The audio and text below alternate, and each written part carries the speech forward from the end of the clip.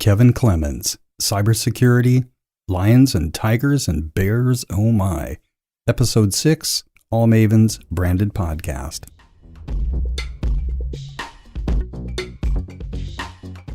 I'm John Beethan, your host of Branded, the podcast brought to you by the Crazies at All Maven, a full-service digital marketing agency located in Southern California. We're all about things branding and so much more. We'll talk about SEO, website design, the value of adding video, social media, and of course, branding identity. And if you're thinking it's time for a computer upgrade, you'll enjoy the options presented in this episode. If you're concerned about getting hacked, we've got you covered on what to do to protect your computer and your business. In this episode, we geek out a bit with Kevin Clemons. He's the CEO of AU Technology Solutions. And it should be noted, in this episode when Kevin mentioned services offered by Microsoft, that those similar services are also available with Google's suite of products. I wanted to say this because, well, I am very Google-centric. Is that a word? My spell checker doesn't think so. And I also wanted to apologize for the clicky sounds you hear from Kevin's side of the conversation. I've done what I can to remove them, but many still exist. So now I bring you Kevin Clemons from AU Technology Solutions. And I'm going to let Kevin introduce yourself. We're just in the middle of a conversation talking about processors and all the rest of it, and Windows 7 and 10. And I said, let's just stop and let's get this on the recording. So go ahead and introduce yourself, Kevin, as you would like to be introduced. All right. My name is Kevin Clemons. I run AU Technology Solutions. We're an IT service provider here in North County, San Diego, California, for all of those who are out of the state. I've been doing IT for probably close to 20 years now, and I've been running my business for the last, I think we're on 7.5 years. Nice. So we do managed security, managed services, we do emails, we do computer break fix, the whole lineup, all the way down to white labeling a lot of our services for other smaller IT companies to use. Nice. And I should mention you're a member of the Carlsbad Chamber of Commerce, and that's how I met you, I think in the Technology and Advisory Committee, right? Yes, I'm part of the Technology Advisory Committee in the Chamber of Carlsbad, as well as the Advisor Committee. I'm also on the board of the San Diego IMCP. That's the Microsoft Networking Group. And as well as a few other IT groups, but those are the two main ones there, the Carlsbad Chamber as well as the IMCP. Yeah. Well, before I took the break, we were talking, I was talking to Kevin about my frustration of moving from Windows 7 to Windows 10 on a older IBM Lenovo X201, which has an i7 processor, but only 8 gigs of RAM, and I can't upgrade it. So you were talking about Ryzen computers. And let's just continue that conversation a little bit. So in the processor world, the marketing has been confusing to say the least. A lot of times you believe an i5 processor is an i5 processor, an i7 is an i7, but that's not the case. So in your situation, you've got a laptop with an older i7, I would guess probably 3rd generation. Yeah. If you're anything like me, I had a nice Alienware laptop that was just my pride and joy. I built the business off of this laptop. So I was running a 4th generation i7 for 5 years. And what happens is you miss out.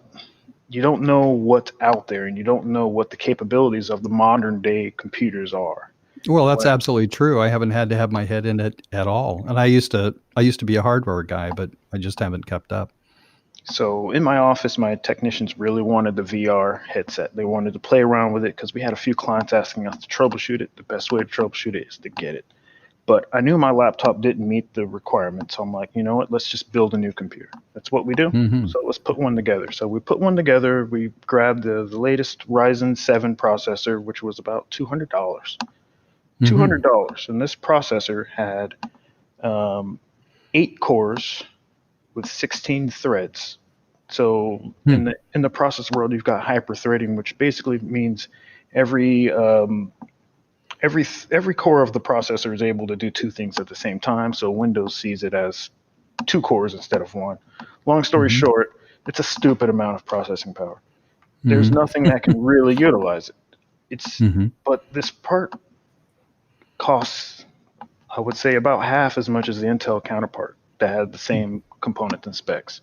What about compatibility? Super compatible. That's what I do like about AMD. If I bought, like this machine that I built here when Ryzen came out, right now I could go to the store, I can go to Walmart, well, that's not Walmart, maybe Fry's. I could buy a brand new 4th generation Ryzen processor.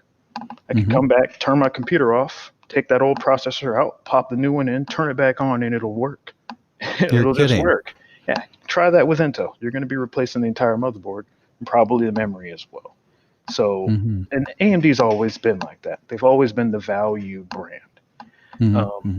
So what I ended up finding out was I was missing out on so much performance. My laptop, to me, was fast and powerful because when I bought it, it was the fastest, most powerful, tiny package laptop I could get. As soon as I moved to the desktop, I haven't turned that laptop on besides to play around with Linux a few times. It's the performance difference is that much. It's insane. This computer turns on from being off faster than that i7 laptop wakes up from being asleep. Yeah, nice. Well, I guess I'm going in that direction because I really love my ThinkPad. You know, I love it. 8 gigs of RAM is not making it. It just, so good. Where do you go? What's on that? Amazon, there's a laptop it's a Lenovo that we've been recommending to all of our clients, and it's a fantastic deal, and it's a great laptop. It is called the Lenovo Flex 14. Okay. Normally, this laptop is about $500, $600, right? 12 gigs of RAM, 256 gigabyte NVMe solid state drive. So very, very fast storage on this guy. Windows 10, Ryzen 5 3500U. This thing is going to run circles around anything that you've used in recent time. Touch screen with a little stylus. And it's small, it's thin, it's a 14-inch. So it's just I think you'll love it. You'll fall in love and you'll be like, man, I waited way too long. So what do they run about? So this one right now on Amazon, you're looking at 1,313 reviews. It's got 4.5 stars. You can't buy it right now just because of the situation that we're in. But normally when we've recommended this laptop, it's about $600. Oh, wow. That's incredible. What about just a box? I'd love to have just a box, no fan. It's got to be dead silent for podcasting. I thought about going that route too. So I could find probably a Ryzen powered. You could. Box. What I generally recommend when you're doing something like that, we've built a few servers for musicians, audio engineers. Sure. And I usually recommend either there's custom. You have to go custom build. You need to custom build. Right. That's the recommendation. Well, I can build it myself. Good Lord, I used to build a lot. Oh, then as soon as this craziness has died down, reach out to me. I'll shoot you a parts list of everything you need to pick up, and it'll be dead silent. It won't make any noise. You can put your head inside the case. You won't hear. Yeah, fairly small. I'm imagining kind of a small box. I mean, I'm fine with the monitor. I'm fine with all the peripherals. I have everything I need. So it's all about how when you're going small, there is a performance versus aesthetics kind of scale that you have to choose. Sure. Hey, I want it really small and I want it really cute and I want it to look clean. Okay, if we go the smaller we go, then we have to deal with how do we get that heat out of the box. All right, so out of the box requires better fans. That's all right. I'll take a box the size of a refrigerator. That's okay with me. It doesn't need to be that big. What I generally say we recommend is what we call a mid tower. It's about sure. The standard size you would pick up from an off-the-shelf machine from the store. Yeah. And you can fit in a nice liquid cooler in there, which means that you're not dealing with a tiny fan on a processor. The smaller the fan gets, the faster the fan needs to spin, the more loud, the more noise it makes. So you want big fans. So how do you get a big fan on a small little processor? Well, you have to put some kind of a conduit, some kind of medium to transfer that temperature change. And so we built these giant radiators that are about the size of a few books. The podcasters can't hear us here. Their listeners can't hear us, but it's about this big. And that sits on the top of the computer. And it's taking the hot air from inside and pushing it out. And then it's cooling the water down, and that liquid goes down and runs to the processor. So we've taken that small die and increased its size to something much larger, which allows you to cool it much more efficiently, and with larger fans that don't need to spin so fast. Nice. Wow, I know a lot about this, huh? No, I know. I mean, this is going to be the longest podcast I've ever done, I'm quite sure. But part of the reason I wanted to chat with you is that, being the chamber and stuff, as we know, there's a ton of people jumping on Zoom, jumping on video, jumping on the internet, and who haven't maybe not spent so much time on it, or they worked in an office connected, and maybe they had an IT department that was locking them down pretty well. But now these folks are at home and they're on Spectrum or AT&T or somebody, and I wanted to get a take from you on what people can do to kind of protect themselves during this time. Okay, so there's two different angles you can go on the protection. Okay. There is, what does the business need to do to protect itself? Okay. And then what do the home users need to do to protect themselves? All right. Okay. But the first, and it's always a balance, much like the heat and the small case. We have security versus usability. Right. Before we even get into any security stuff, we got to make sure that the users have adequate internet access at home. Right. Okay. So a lot of people have been, maybe they don't use a lot of internet at home, and so they've never really upgraded those internet plans. Right. When you're buying internet, you have your download and your upload speeds. So upload speed hasn't mattered so much in the past because all you're doing is downloading the media that you're viewing. Well, now when you're trying to do these streaming, or we're trying to do these videos where I can see you, your computer has to upload that. Right. And I can only download it as fast as you upload it. So if your upload, if you got maybe you got a 10 megabits download internet package with a 2 megabits upload, that means I can only download your video at 2 megabits. That's not even YouTube worthy. Yeah, for those people out there, they're spending time on Zoom or whatever, and you're seeing people out of sync. I mean, one thing I tell people just from bandwidth, that if you're having any of those problems and the sound or video is jerky, just turn off your video. Just stop streaming your video out. Correct. Makes a huge difference. I had to do this morning with a family call, and so it just cleaned it right up. The biggest issues that we've been seeing is one person is using all of that upload, and then another person, maybe the other household user, needs to do a screen call because they're working from home as well. So now you've got two people that are doing video up, and they're running off of 5 megabits down. It's not enough. So upgrade internet packages. Make sure you're getting somewhere between 5 and 10 megs up. And that's usually going to be somewhere around the 50 range if my memory serves me correct, unless you have like fiber, then it doesn't matter. All right, now with protecting yourselves.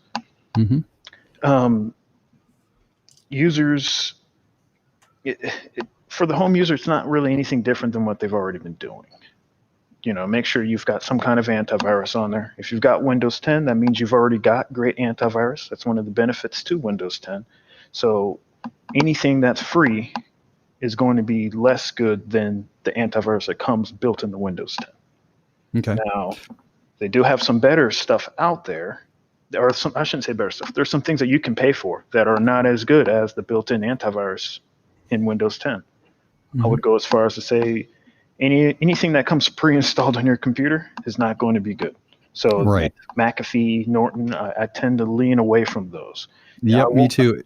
I don't want to go and say, hey, those aren't great products. I'm just saying they change all the time. Some days they're going to be great. Some days they're going to be terrible. And usually they're not better than what comes built in Windows 10. Yeah, and my understanding is the problem with both of those packages is they hook into the operating system. That's the problem with most antivirus. It goes in and it will disable the antivirus that's built in the Windows. And then in addition to that, maybe it'll turn off the firewall as well. And so McAfee and Norton will come pre-installed. They'll disable those so that they can take over that service, which is fine until that 30 days is up. and it goes into, hey, you need to pay for this product. We're going to turn ourselves off. They don't turn back on your built-in antivirus or the built-in firewall. So now you've got no antivirus and no firewall because a product that you never requested came built into your machine. Yeah. So that is the issue. Well, yeah, I'm using, I'm totally in the Google sphere, which means I'm on Gmail. Mm-hmm. And then I talked to you about this before, is that Malwarebytes, Mm-hmm. which I'm using for, malicious code on websites, which, talk to us a little bit about that, because it seems like most all this stuff's not happening so much in email as much as, on a website that you shouldn't have gone to. So or click. Yeah. Malwarebytes is a fantastic remediation tool. It is my favorite. Absolutely, hands down. When if somebody brings in a machine to my office and we need to fix it, and they say, "Hey, I've got a virus," Malwarebytes is my first tool that we use to attempt to clean the machine. We call it a second opinion scanner, right? But I don't like it as antivirus. Okay. As antivirus, it tends to doesn't perform as well as I would like it. It doesn't. It's not up to my standard of trust. But that's the thing. There's antivirus and then there's anti-malware, which are two completely different products. Right. So anti-malware is going to be great. It's going to go in there, look for things that aren't necessarily viruses, find them, let you know about them, and then remove them. That's Malwarebytes. But a lot of people, I guess one of the big things is you guys don't see a lot of viruses nowadays. You guys see malware and you think it's a virus, but it's not. It's just adware or some bloatware or something trying to track you and send that information to someone else, but it's not a virus, crypto lock or something that's going to come in there and break your machine. And Malwarebytes will miss that sometimes. And you only needed to miss it once before you got to reinstall everything and you lost all your stuff. So when it comes to antivirus products, right now, what I would recommend, if someone does want something more powerful than the built-in Windows Defender, I would say go as far as Bitdefender. Right now, Bitdefender is doing a fantastic job. Yeah, I haven't run that. I'm using Hitman Pro. I don't know if you know about that. Hitman Pro is a great second-hand scanner or second opinion as well. That would be my number 2 after Malwarebytes. Okay, so I'm running Malwarebytes and Hitman Pro. Do I need Hitman Pro? No. Well, you want to have those both on your computer, but you don't want them to be running all the time. You want to go and say, hey, I'm going to scan this week. Maybe scan on Friday with one of them or both of them. And then that's it. You don't need them always running all the time, eating up the resources on your machine. Okay. So maybe keep Malwarebytes running most of the time for... Yeah. Okay. If you're paying for the Malwarebytes subscription, it's kind of... I am. It's kind of set to... Basically what that subscription does is it automates that scanning process of once a week or every night or something like that. Yeah, I usually have it come on at I get up really early, sometimes 4:00. So anyway, I have it come on at 3 in the morning. So one of the first thing I get up and fire up my machine is it knows it missed and it will fire up, and that's the first thing I do when I start. What you're going to want to add to your list of tools is one called ADW Cleaner. Okay. You can find that on Malwarebytes' website as well. I don't know why they don't bundle it into the Malwarebytes tool, but it's a separate tool that they purchased from another third-party antivirus or anti-malware company. It's great at digging through your web browser and finding things there. So if you use Google Chrome, it's going to find a lot of stuff. Whatever is the most popular web browser is going to it's just a magnet for terrible. If you remember the days back when Internet Explorer was Microsoft's main product for web browsing, the big move off of Internet Explorer over to Google Chrome or over to Firefox was all about security. Yeah. And that was because Internet Explorer was so popular.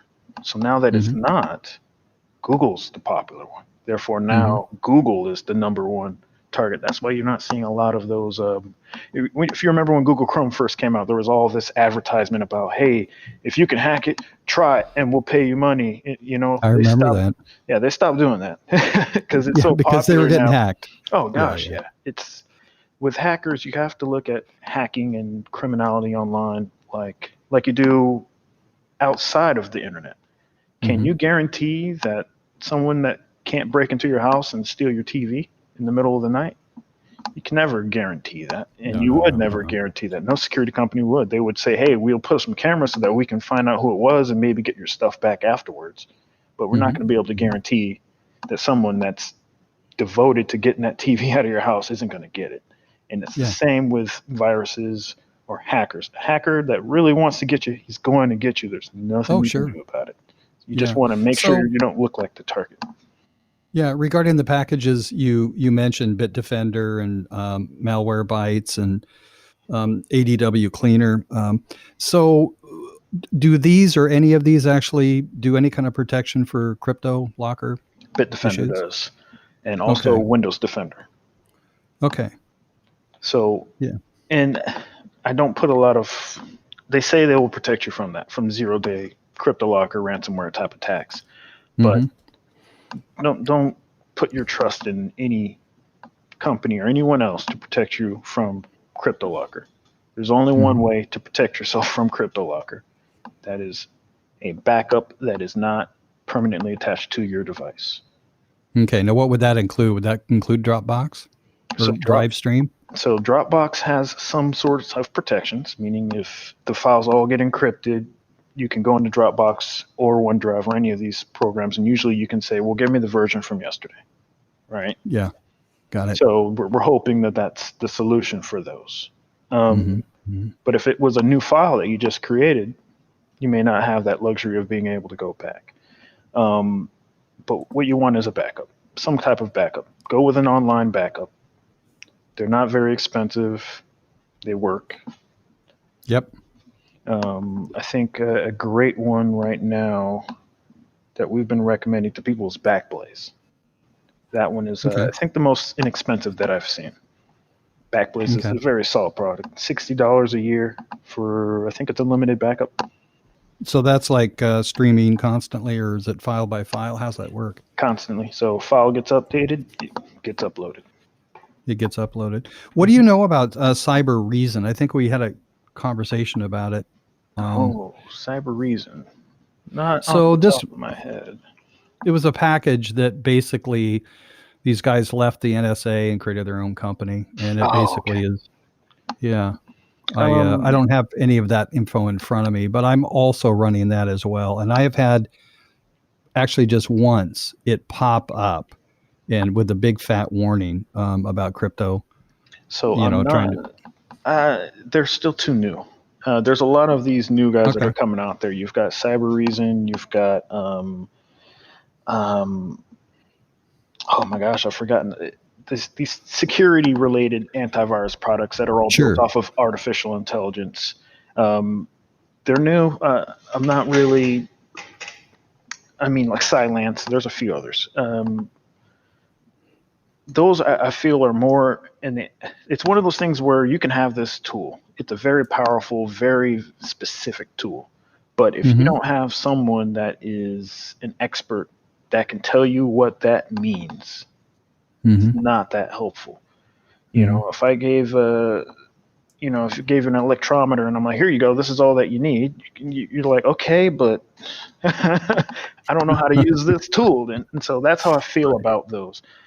At that level, you need to have a professional that is monitoring the logs that can turn that data into useful information. Right. So, investigative. Yeah, it's not a put this on there, you don't got to worry about it anymore. That doesn't exist, and anyone that tells you it exists, they're selling you a dream. So I think it's going for the home user. I think that may be going too far. Too far down the road. There's better ways to protect yourself than pieces of software, and you also want to make sure you don't have too many of these antivirus products running at the same time. So because they'll trigger each other. So if one antivirus is going through and it's checking your files, the second one sees all these files being touched, and it's going to go and look at those. And then that one is going to see that the files that it just looked at have all been looked at again, and it's going to go back and start looking at it again. And what that ends up doing is it's taking a lot of processing power out of your PC. It's making your processor work really hard. And so it's like a fire drill. Everybody running around going crazy. Correct. And it wears out your hard drive, and that's what you don't want. So the best way to protect yourself, get an ad blocker. And that's I know there's going back and forth with ad blockers. Are they great, or do they screw over people that need to make money off that advertising revenue type of deal? Get an ad blocker. It'll save your life. In the camp of, I think that you could probably just run an ad blocker and be safe depending on what your use case scenario is, how you use your computer. If you're not downloading a lot of stuff, if you're relatively safe with your emails, an ad blocker that blocks the last way that they get in. The majority of malware infections that we see start from browsing the internet, and advertisements have malicious code in them. You see it, that means it's on your computer, it's in your Google Chrome browser. It's the first piece, it's the snowball effect. It's going to keep growing as more and more of these infections get, until you finally get that one that changes the web browser or the web page that you're trying to go to. So instead of google.com, you went to google.com or something like that. And that's when you get the ransomware. That's when the big files come on board. Okay, so there's a couple different things here. I know. I mean, one practice I do is I'm always looking at the URL address bar to see stuff like that. The second thing, and so what I tell people is just slow down and just pay attention to the important parts of what you're looking at. And then the other thing I tell people is never, ever open up an email address with an attachment or a link if you're not expecting it. So if you send me an email saying, hey, we've been barbecuing with this barbecue and it's really, really great. I mean, I know Kevin, but I didn't know he barbecued. I'm not expecting this email. So I'll see it, but I'm certainly not going to open it up. So that's basically what I talk about in some of my speeches, is bringing in two-factor authentication into that. So if I get a message from you requesting me to open up this document or go to this web page, I need to send you an email, or I need to get in contact with you some other way to verify that before I follow those instructions, because it might be the end. If I don't have phone calls not bad. Phone calls aren't bad, but it becomes really tough, especially if you're in a business. So if you're in a business and you've got 30 people all trying to collaborate and work together, it's very hard, and it's very time consuming to be checking every single email that you get. And this is a problem that Microsoft has been trying to solve for some time. And that's why you have products like Teams. And I can't remember the competing product right now off the top of my head. Teams competes with a lot of different products, but the Team Chat, which was kind of the replacement for Skype, if you remember Microsoft's product there. So if I get an email from my office manager saying, hey, Kevin, here's the reports from today, I can easily shoot them a message on Teams. Hey, I got those reports. What are they about on Teams? And that isn't going to be able to be intercepted. She'll never be able to get a message from anyone on Teams that's not me saying that they're me.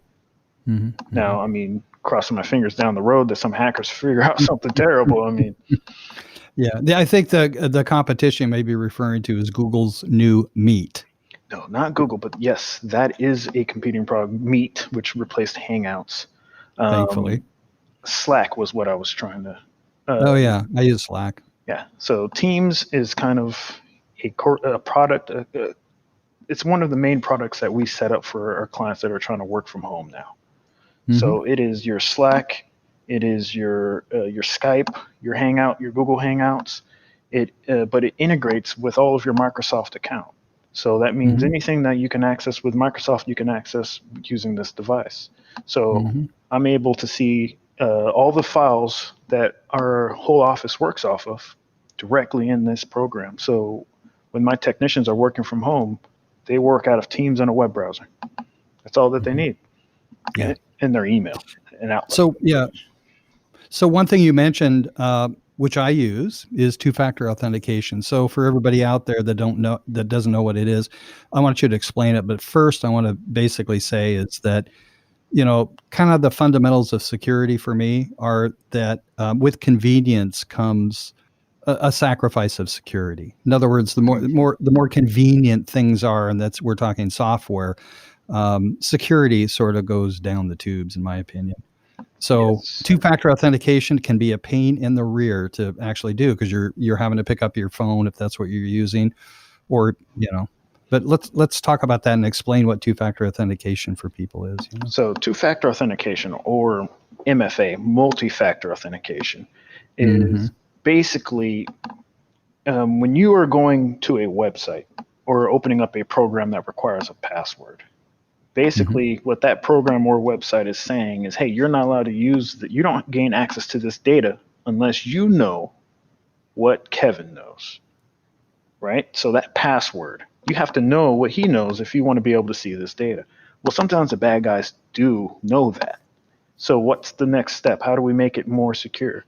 Well, okay, the next step is, well, you have to have access to something else that Kevin has and know what Kevin knows for you to be able to access this.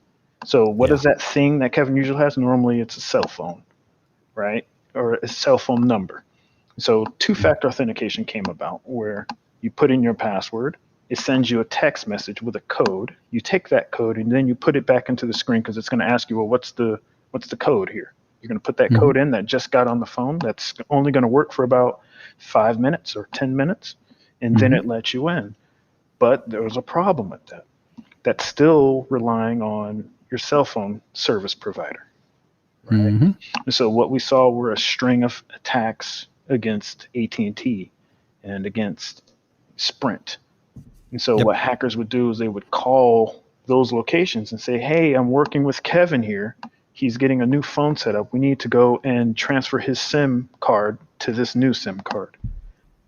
And then once AT&T or whoever that cell phone service provider gets fooled into doing that, now that person has access to all of your stuff that has two-factor authentication, because any new text is going to go to that phone. And how long will you take before you realize that, hey, I'm not getting any new texts or phone calls? And then what are you going to do? Because you can't call anybody. You're laughing. You're sick. And so, okay. I heard so that's through SMS. I heard about that from it was a very popular YouTube channel, a security YouTube channel. And that they basically got access to his Google account and took down his entire channel and ransomed it back to the person. Sweet business. And that's how they did it, which is wow. And that was a security guy. So that lets you know how sophisticated these bad guys are, but at the same time, how unsophisticated the hack is. It was just a phone call to AT&T, and that was all they needed. So the next step we went past that was, well, that's not safe.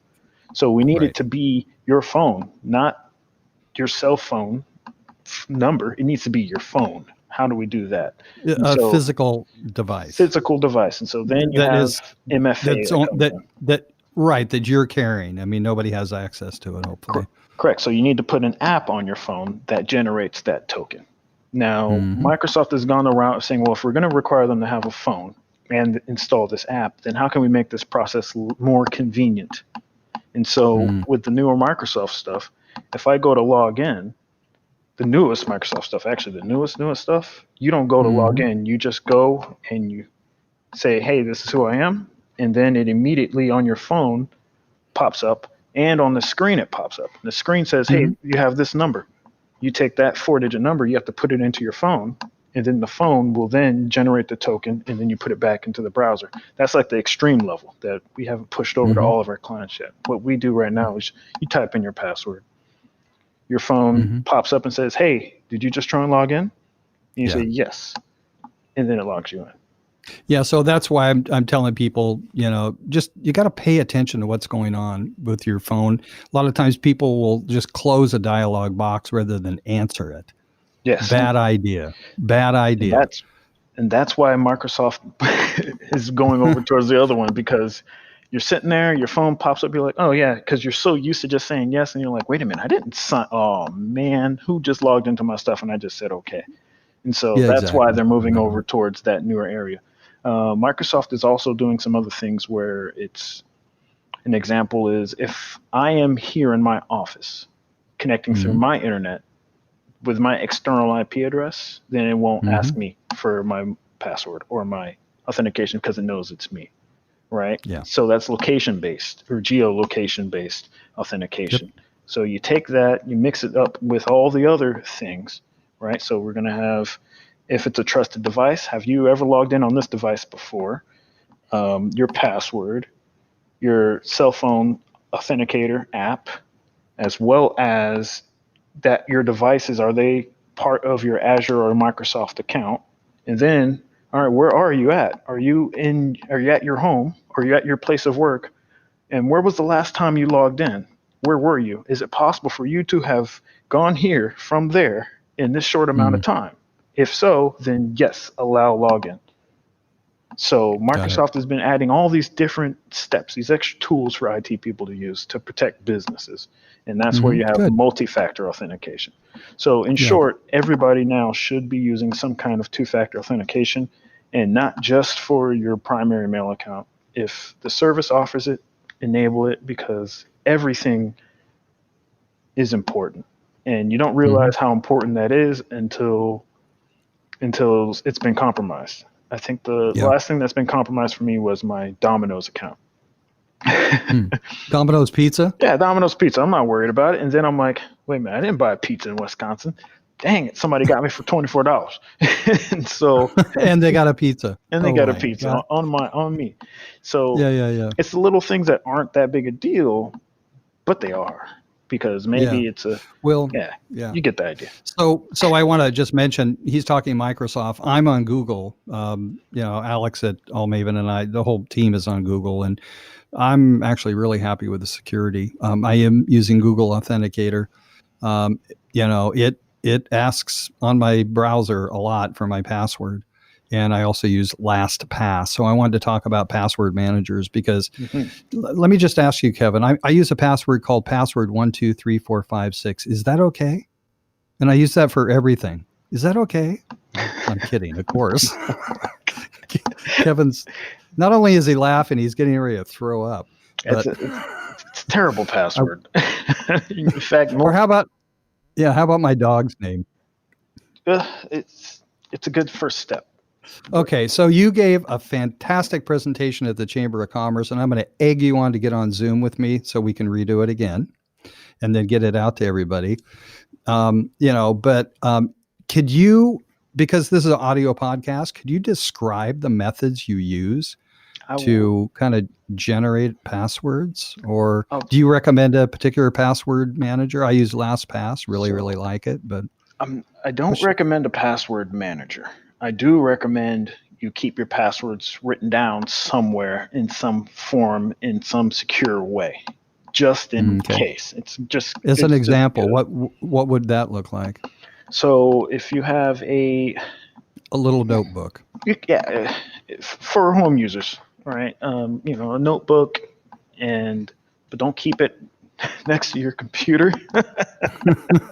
Keep it in the freezer or something. It's a catch-22. Yes, you need to have them written down somewhere just in case, but that's also a terrible thing to do. So what are you going to do? There's no real solution for that. If you use something on the computer, you need to password protect wherever you're putting this document. So there's another password. So there is no real easy answer. So what I do, I will say this: if you do have them written down on your computer, it needs to be in an encrypted form, and it needs to be password protected. Right? There's ways to do that. It doesn't solve your problem. So I needed to figure out a solution to this, and so I'm like, there's got to be a way where we can just remember our passwords.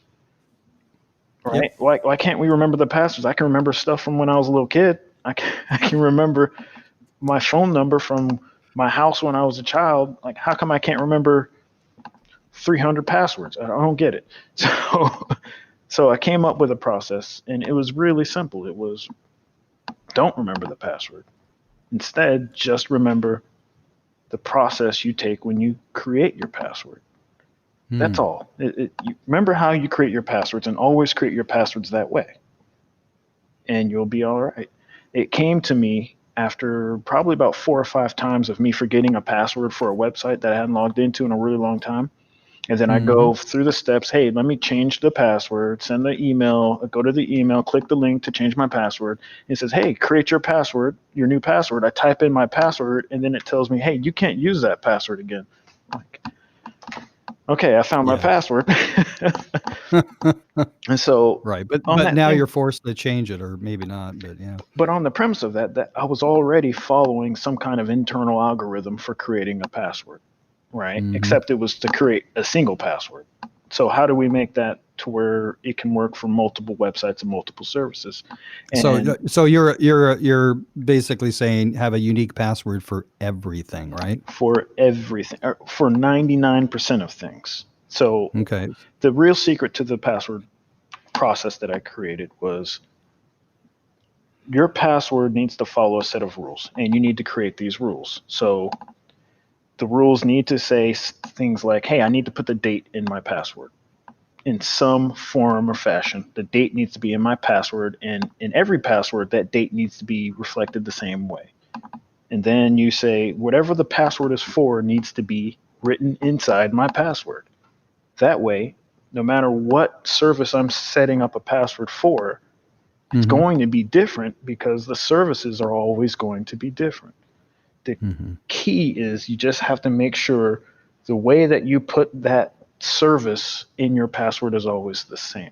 So maybe an example would be at the beginning of every password that I write, I'm going to write the first 3 letters of the business or the company that this password is for. Okay, this is my Google password. So my password is going to be GOO password 1 2 3 4 5 6 7. It's what everybody write that down. Oh, right? And so if it's Google, it's going to be GOO. All right. Well, what if it's Yahoo? Oh, it's going to be YAH. What if it's Microsoft? It'll be MIC. So it might even be the domain name, the beginning 3 letters of the domain name. Yeah, it doesn't matter what it is. You just have to make sure that whatever you choose, that you always do that. Because then when you forget the password, you just follow your steps in your head of how you created your passwords, and then you'll figure out what the password is supposed to be. And you'll go to log in, and it'll either let you log in or it won't. And so then you're going to reset that password, and you're going to set it to what it's supposed to be if you followed your rules when you create your passwords. It's simple, really. It's just a complicated idea because it's outside of the realm of the way that we think about passwords. We think about creating passwords, but what we should be thinking about is we should just create an algorithm. I guess that's what software talk call it, but create a pattern or create an algorithm, however you want to call that. Create a step-by-step process to generate your passwords and always follow that and always remember that, and you'll be good. And the more contingencies you can put into that process, the longer this password is going to last. Right? Got it. So if you can after your chamber presentation, I actually wrote all those steps down. I have them somewhere, so I'll include those in the show notes so people can just go to the branded podcast, and you can get to it. Actually, I'll just mention it is allmaven.agency/branded. You'll jump right to the podcast. You can bring up the show notes, and we'll have that. We'll have Kevin's password algorithm generator right there for you. Yeah, just make sure, when you guys take that algorithm and you look at those steps, okay, understand that these are just a list of example steps that you should take. Go and create your own, add more to it, make it your own, because that's what makes it your own. If we all followed that exact same thing the same way, then some bad guys that are listening to this podcast can be like, I got him. Yeah. Okay, yeah. So do you add hashtags and special characters? And I noticed that I don't have it in front of me, but I noticed at your presentation, you also came up. Part of your algorithm was the date. You change it. You want to have what I recommend. So what are the pieces? Like we already got the first 3 letters of, let's just say Google, GOO for Google. In my process, before you start adding in the contingencies, the extra steps, your password should be somewhere around 5 characters long, at least 5 to 8. You're going to add the date. You need to have the date in there, just so that if you're trying to, the date changes, and that's a great reminder to remind you to change your password, right? So if you had the year in your password, even if you wrote it out 2020, when 2021 comes in and you go to log in there, you just got a passive reminder right there that you need to change that password because Got the it. year is no longer 2020. And then it also helps if it's 2021 and you're trying to log into your Google account and you're like, I don't remember the password. And you're like, okay, well, I know I haven't changed it this year. So you're going to try 2020 and that's going to work. So it's a Got it. great tool just having the date in there. And then you want Yeah. version control because you're going to have to change it. There's going to be times out of your control to where this password is going to become compromised and you need to be able to change it without having to create an entirely new process and break your whole algorithm, right? Mm-hmm. So you need to have some Okay. kind of version control in there. There needs to be some kind of ticker or a counter, or you don't have to use numbers. You could use letters, maybe A, B, C, D, E as your version control. Whatever it is, you need to Okay. have that in your password so that when you have to change your password, it doesn't become broken and doesn't fit with your algorithm and you have to come up with a whole new one, right? So Okay. date, version control, and you're going to need to put what is the service for in there. Now, Okay. that's just three pieces of an infinite number of contingencies that you could put in the password, Mm-hmm. right?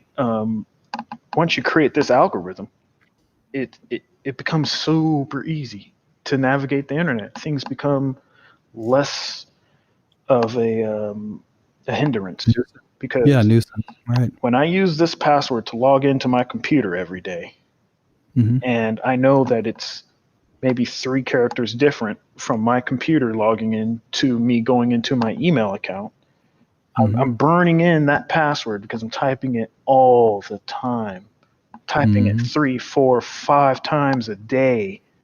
Mm-hmm. You're not going to forget that password. It's going to be Right. so tattooed into your brain that you won't need to have that third party password protection or reminder tool out there.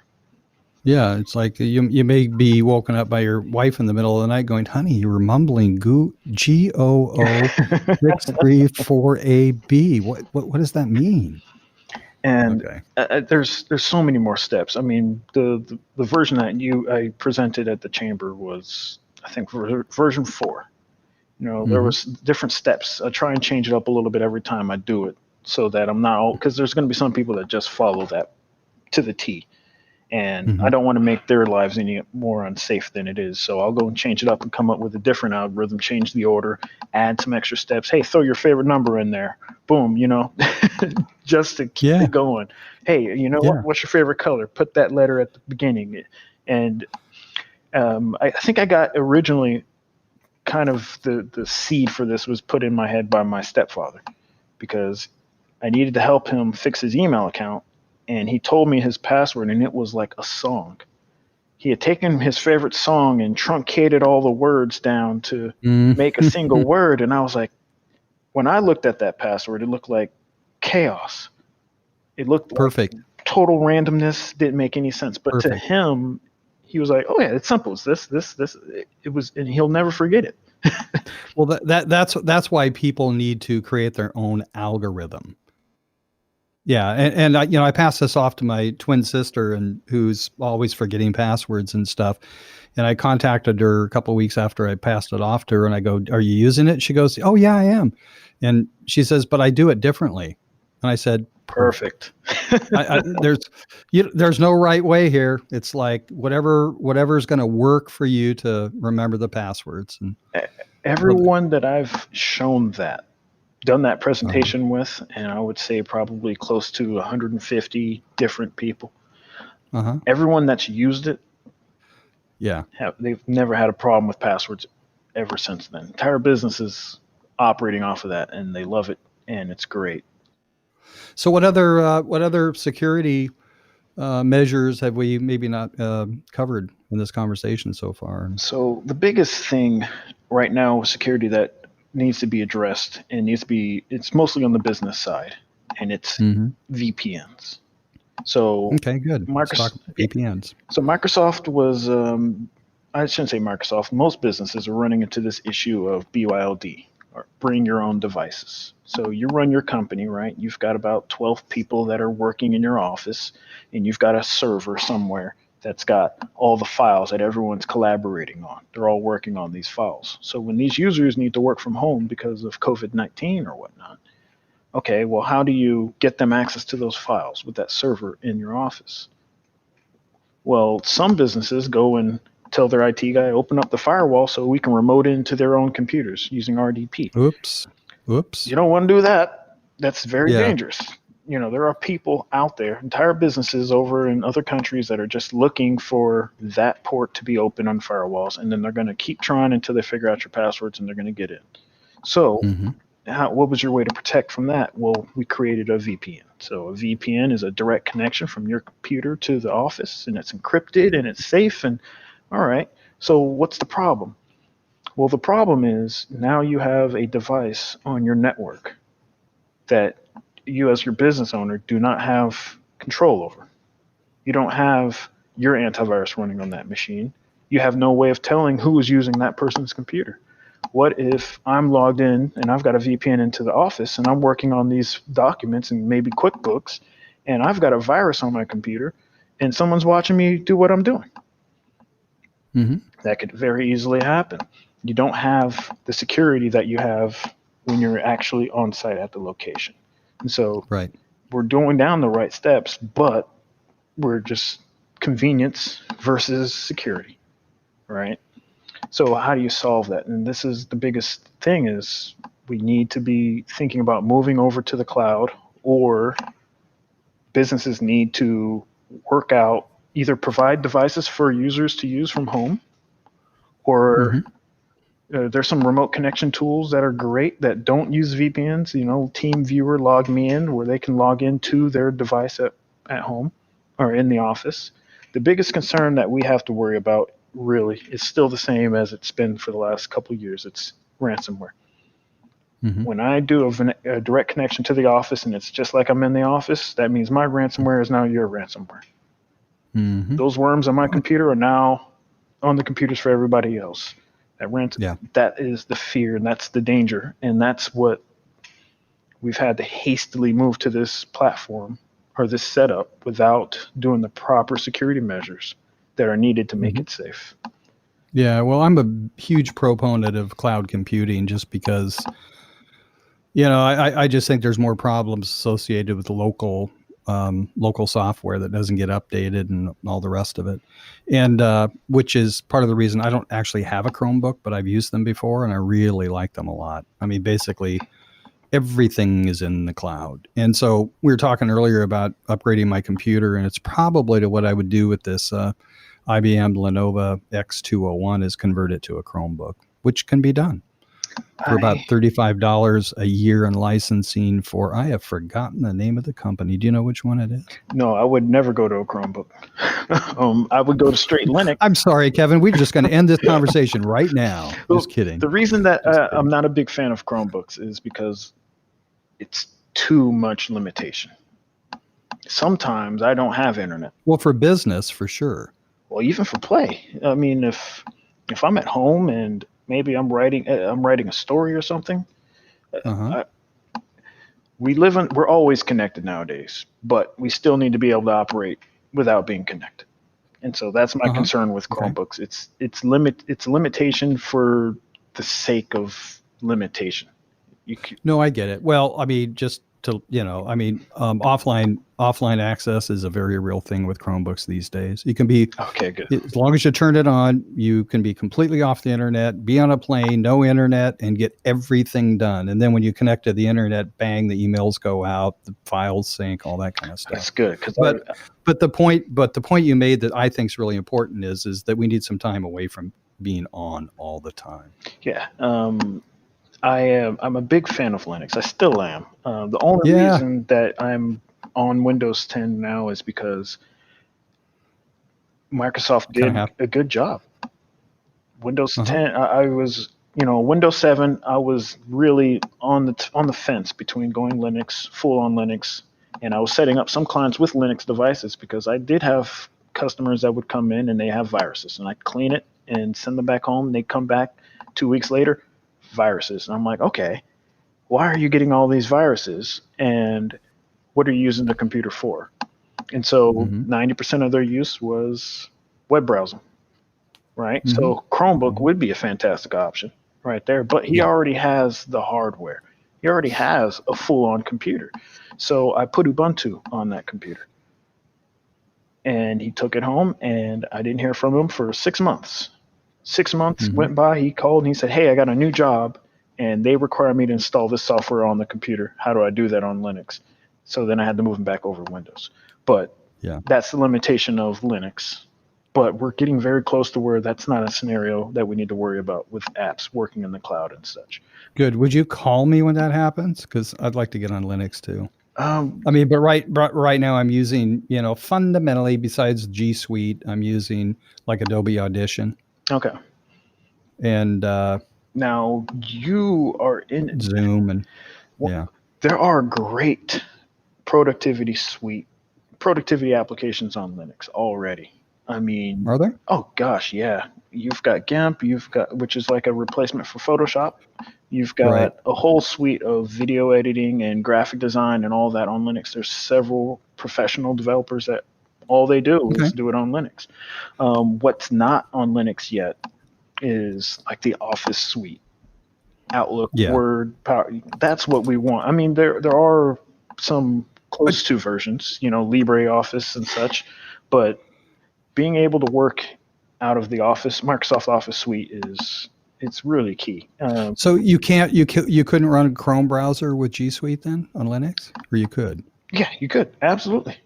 Oh yeah. Oh well, for you, you could move over to Linux like tomorrow. You're gonna have to relearn some audio programs, which is also the Achilles heel of all of this, right? I tried to use GIMP, but I grew up on Photoshop, so GIMP is going to take me long. For everything I do, I'm pretty much using Canva. Canva.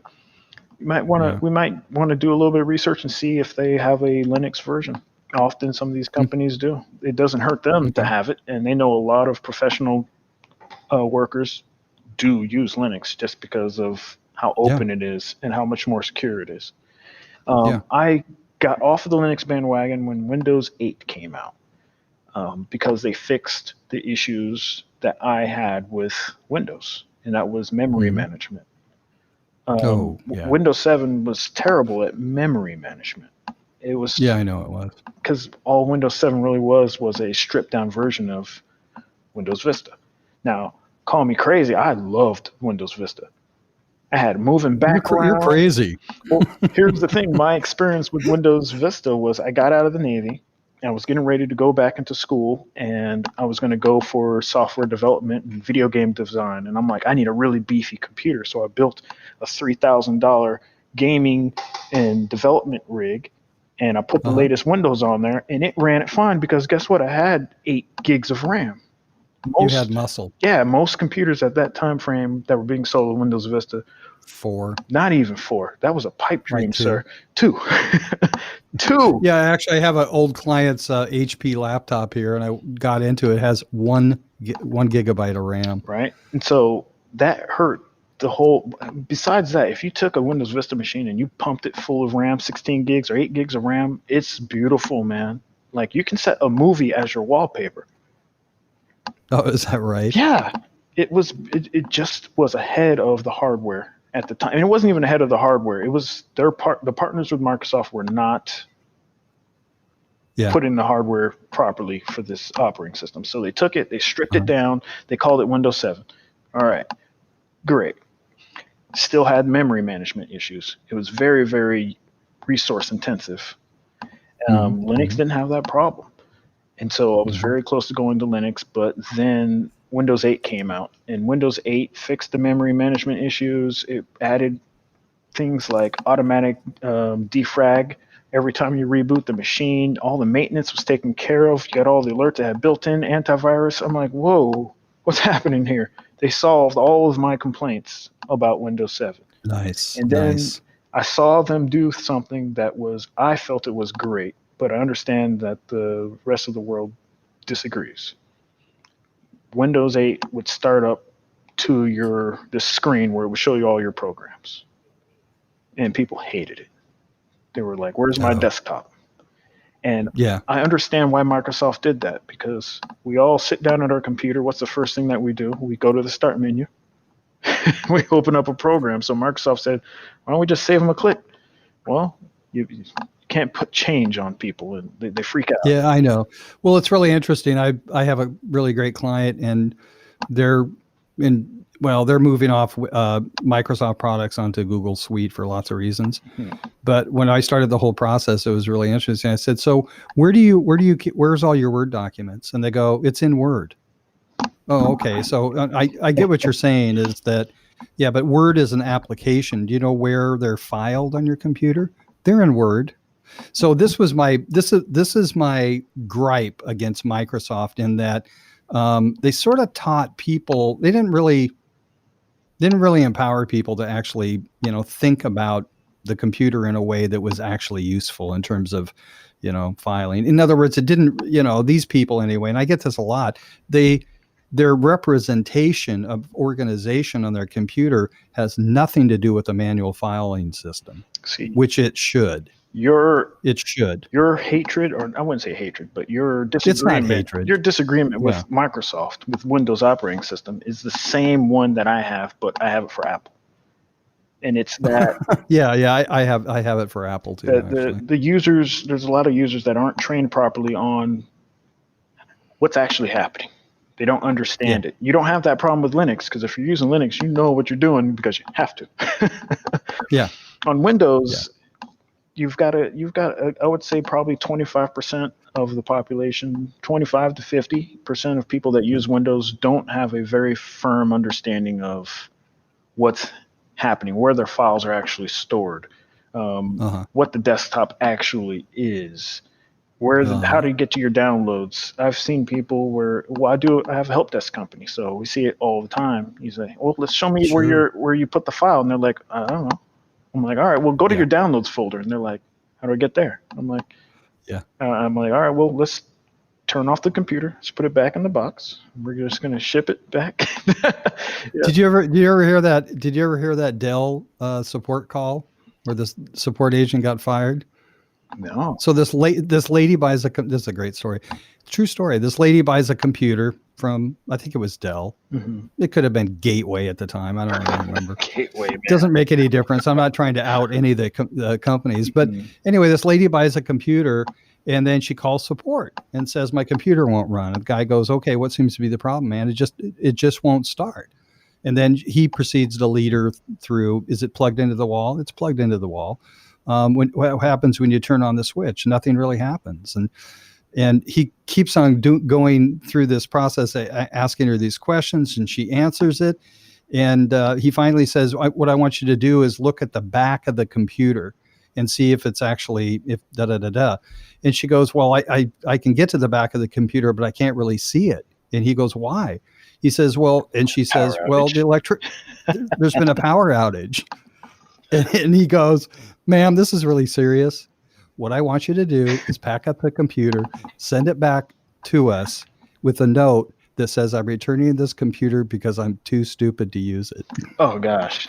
The guy got fired. There was a write-up, like this is like 3 or 4 years ago. So, I mean, you realize there's going to be people listening to this podcast that go, I can't believe you said that, but it's true. I mean, the way that I explain it, and I tell, first of all, my technicians, we would never do that. We never say it. We may joke and laugh afterwards, but because we've had clients call and say, hey, you guys fixed my computer, but you didn't install Windows. I'm like, did a computer leave the office without Windows? And so I'm like panicking. I'm like, hey, Tony, get out there. They drive out there, and oh gosh, and, they meant office. they don't know the difference. Right. Well, so, my favorite, my favorite one, since we're we can keep doing this. This is entertaining. Is I was an IT consultant for Coca-Cola in Santa Fe, New Mexico, and one day I got a call from this lady, and she goes, "My computer's broken." I go, "What's the problem?" And she says, "My coffee cup holder won't work." Oh gosh, Jesus. And I go, what do you mean your coffee cup holder? Well, it's that thing that slides out and you put your coffee on it. It was the CD disc tray. It was true. We. Excuse me, but I was stupid enough to actually drive to their office to see what the heck she was talking about because I didn't really understand. I couldn't believe it. Sometimes it catches you from the side and you can't, your brain doesn't draw the connection, Yeah, exactly. But, yeah. we field probably, I would say 40 calls a day here and wow. remote support, helping people. And, a lot of the businesses that we manage, they sign their parents up for the service. And so we take care of a lot of seniors in Encinitas, and we go remote in there and help them with their computers because they need it the most, just to do basic stuff. And that does bring me to something else that we should probably talk about. Sure. The scammer calls has not stopped. So this is a PSA, that I tell all of my clients and everyone that I talk to: do not let someone on your computer if you do not know who that person is. It's simple as that. Don't let them on if you don't know who they are, because when we're remotely connected to your computer, depending on the tool that we're using, things can be happening. We could be doing things that you can't see on your monitor. So whenever we get a call from someone and they say, hey, I was working with Microsoft and they couldn't fix this issue. And I'm like, Microsoft? I'm like, you called Microsoft and they answered the phone? And they say, yeah. I'm like, okay, I need you to turn it off right now and then bring it in here so that we can scan it. And we have to do a full level 2 virus cleanup on that device for us, which means we're looking for things that aren't viruses. We're looking for malicious software, logic bombs, and ransomware that's just waiting for a specific date, or waiting for a user to do something to go off, or waiting for them to get a signal from the company to, hey, lock their machine down. And it's really difficult to find that. I would say 2 years ago, we used to just wipe the machine and start over just because the risk was so great, right? But we've gotten better at being able to find these things and see where these guys hide this stuff. And then there's also a alarming, actually, a growing number of these fake tech support companies that they're fake, but they're not, meaning they are legitimate IT companies that are over in India, but their advertisements are fraudulent. So I mean, it's good because at least they're not putting logic bombs on people's computers and stuff. But it's bad because they're making people pay them for services that they don't need. Yeah, one point of clarification in your story about the woman at Microsoft is that she probably got a call from Microsoft saying something like, I mean, this is, we were alerted that you might have an issue. So what's happening? Because you can call Microsoft. You can. So, I mean, I called them the other day for a client because dealing with an Office 365 issue, but I did get a call 2 weeks ago from somebody representing themselves as Microsoft and identifying a problem on my computer. And I just told them, sorry, I don't do fraud. And I just hung up on them. I try and waste their time. What do you do? I just start asking recipes. I start asking them questions. Which computer is it? Oh yeah. They're like, well, how many do you have? I'm like, 46. But what the problem, and this also comes to what's devastated the computer repair industry actually right now, is if you go on the internet right now, if you go to Google and you did a search for local computer repair, or if you did a search for Microsoft, or you did a search for HP, you would get bombarded with fake numbers of companies pretending to be Microsoft, pretending to be HP. And that's where people call the wrong number, and they feel safe because they're like, I found this number and I called them. It's no. It's, you have to be 1,000% sure that they're getting it from the actual Microsoft. And it's hard to find that number from Microsoft's website. They don't want that call. They want you to call somebody else. And so what Google and Microsoft and Yahoo, of all these guys, have done to combat this is they've disallowed advertising of third-party repair services. So I can't go to Google and say, hey, Google, I'm a printer repair company. They won't let me advertise that. I can't go and say I'm a computer repair company. I can't go and say, hey, I'm an Apple repair guy. They won't let us advertise that. Now, I can do my SEO stuff and get that going, but I can't pay Google or Microsoft or Yahoo directly to advertise any third-party repair services. Well, that's a Got it. huge segment of IT businesses. So all these smaller IT businesses that are coming up like myself, well, we don't have a huge multi-million-dollar contract with IBM to do help desk or IT services for them. So we have to make ends meet with basic computer repairs and break fix service. But now we're not allowed to advertise for that. Okay, so well that sucks. So I've been able to finagle it a little bit and find ways around it to get to where I can still do some limited advertising. But that's a problem that's happened in the last 6 months that has put a lot of break fix computer repair businesses out of business. It's been great for some of these other third party services like Nextdoor and Yelp, because basically all of the advertising that would be going over to Google or going over to Microsoft now is going directly to them, but the returns aren't as nice. Obviously, Google they've got that product down. Yeah. So it's also a big shift over to advertising on Facebook. Now, I'm not against what they've done there, because I would never even tell a client to go download printer drivers, because I would just bet money they're not going to get the right driver. You can bet on it, and we're flipping the coin on whether that machine's going to be defunct, or are they just going to get some driver updater tool installed on their machine that doesn't do anything for 6 months and then puts the viruses on there. Yeah, I've seen those. I understand the why they did it. I think it was maybe a little bit heavy-handed, right? Maybe there's some kind of verification or authorization process that they can do before they allow the advertising, so that they can weed out some of the obviously fraudulent companies. But that's just something that happened that came down the pipeline for us. Yeah. So Kevin, I need to wrap this up. Is there anything else you want to talk about? Then I want to get all your contact information and stuff for people. But I want to say this: Google is actually a fantastic product. It's my second one on my list of what I recommend for businesses that are looking to work together. Things that are going to help with collaborative software. So first I go Microsoft, second I'll go Google, and I recommend those based on the business's profile. So any of the listeners that are wondering, hey, I want to move over and be able to work safely with all of my employees and all of us be able to access the files, Microsoft or Google are both fantastic suites. And so you can help people with either of those products, right? Oh, yeah. We help all the time. Yeah. One thing we didn't cover, I was going to ask you, was I also use Firefox, mainly because it's just a lot less overhead in terms of memory usage. Yeah. But I also think, and I don't really know, but I also have this thought that they probably have some pretty good security built into their browser. So most browsers have relatively the same amount of security. What you're mostly looking at is privacy.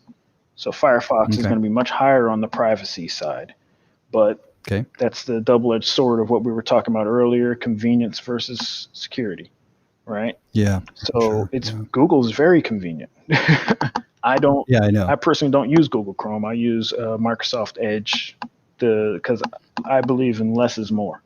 So if I already have a product that works well and doesn't have any issues, having two is extra resources being used by my machine that I don't need to have. So less is more. So I use the new Edge. It's built on Chromium. It's decent. Firefox is also great. There's some little things about it that annoy me. They're changing. Anytime a business makes a product that everyone else uses and says, hey, this is what everyone else does when they use this, let's change that. Yeah.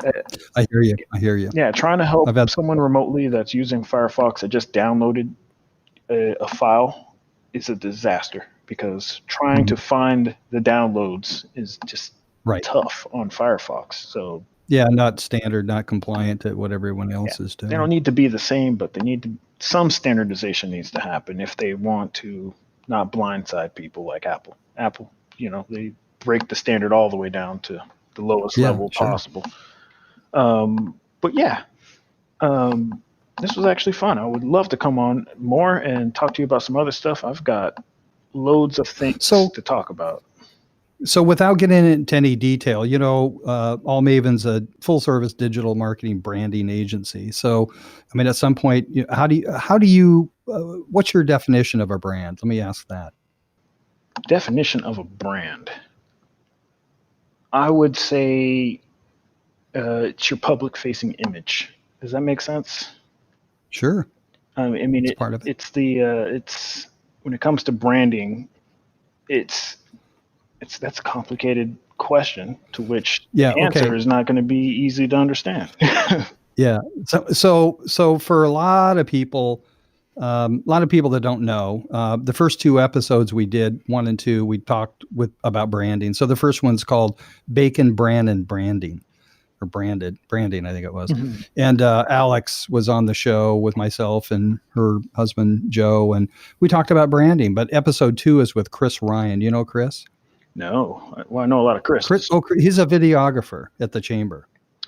Oh, okay. So yeah, I know him, but I haven't had an intimate conversation with him, and so picked up that episode number 2 would be really good listen, because in the studio before all this happened was Chris, Alex, and Joe, and Chris and Alex had a really interesting conversation about brand and what it is and how he thinks of it in terms of visual for his clients in terms of doing video. Anyway, it might be a good one for you and anybody out there that's listening. Yeah, so big question, Kevin Clemons, right at the bottom of your screen, which nobody can see, but it's AU Technology Solutions, and the A is large and the U is lowercase. And can you explain that, please? Periodic table of elements. AU's gold. So we're the... Well, geez, why don't you just put gold technology? No, I'm just kidding. So that's fantastic. Thank you. So just, I think we have a little bit of time. I'll explain where that came from. When I first started my business, the first time I got out and did my own thing was, my business name was Kevin Clemons, Really Good Computers.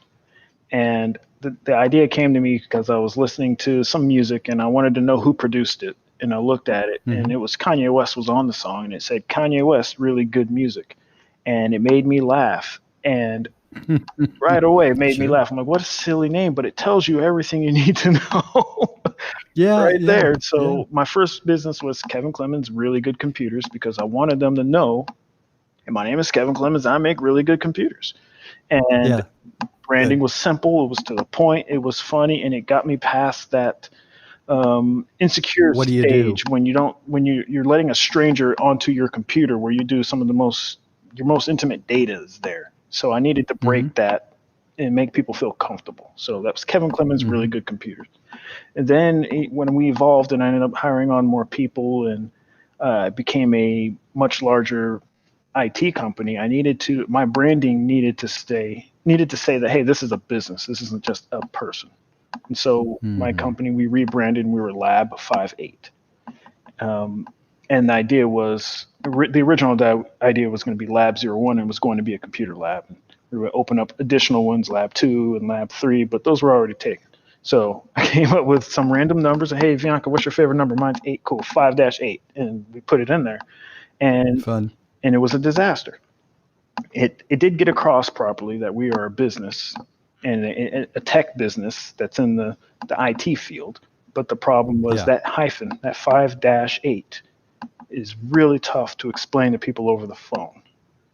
Go to my website, www.lab5-8.com. That dash, they could put hyphens, they could put underscores. I've seen everything. I've seen people, is it 5 spelled out? Or So I needed to rebrand again.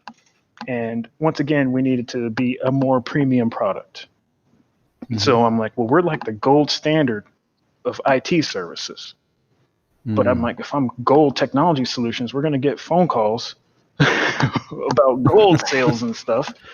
So how do we get that across that we're the gold standard without putting the word gold in there, because it's just going to cause all without attracting that. Without attracting those people. Yeah. Well, you got me. And so the AU was a super clever way to do it.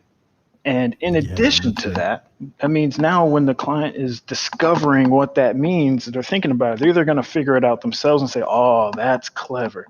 Or they may see an email from me with the tagline, the gold standard in IT, and they're like, oh, I get it. Or they'll ask, and now I've got a story to tell them, and then they enjoy it like that as well. And so it's been a smashing success for the most part. And then, yeah, no kidding. That's good. in addition to good. all of that, it starts with A, which means a lot of times whenever you're looking at a list of IT companies that's alphabetical, bam, I'm on the top. Yeah, good. You work with companies. Do you also work with individuals or not? Yes. So right now we still do managed services and break fix for the general public, not just for businesses. Okay. So down the road, maybe in the next couple of years, and this is more internal information, we will probably be doing a lot more with very large IT businesses. But especially right now during this COVID-19 and because of what I spoke about earlier with the Google and the advertising and the closing of a lot of other break fix shops, there's not a lot of options people have for getting computers repaired and getting them looked at and virus cleanup. So I'm definitely got to take care of the community that's here and stay available to help people. So we are. Well, the reason I ask, I know some people are actually use the Geek Squad, and it's just like. I don't want to say anything bad about the Geek Squad, but I will say this. Well, they're there. There's a level of comfort. Yeah. We don't have to say anything bad, but I will say that most of the time I get calls from people after, well, I thought you had the Geek Squad. I did, but they couldn't fix it. Yeah. Really? So, yeah. The big difference between us and those types of services, those bigger things, is the technicians. Yeah. These guys that I hire are not, still in high school they degrees, they have experience, degrees, computer science and training and security. So these guys are top of the line experience. These guys are I say these guys like I'm not included, but we are so good that IT companies hire us to do their IT. So great. Well, that's fantastic. When you come to AU Technology Solutions, you're getting experts.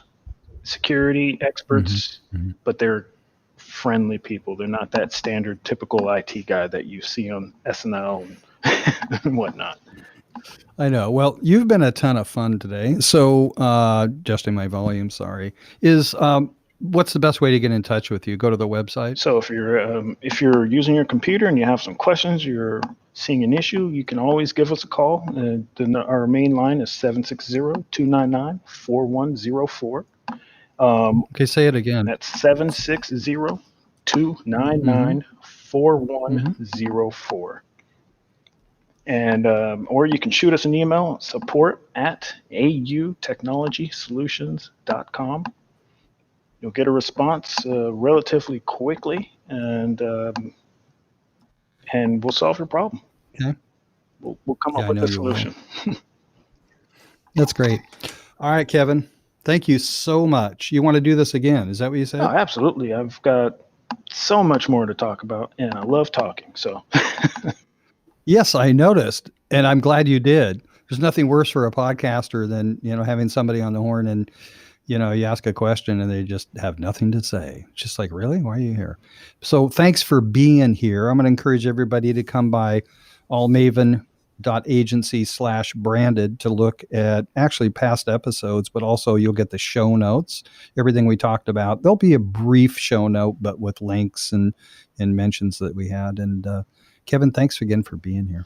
Thanks for having me, John.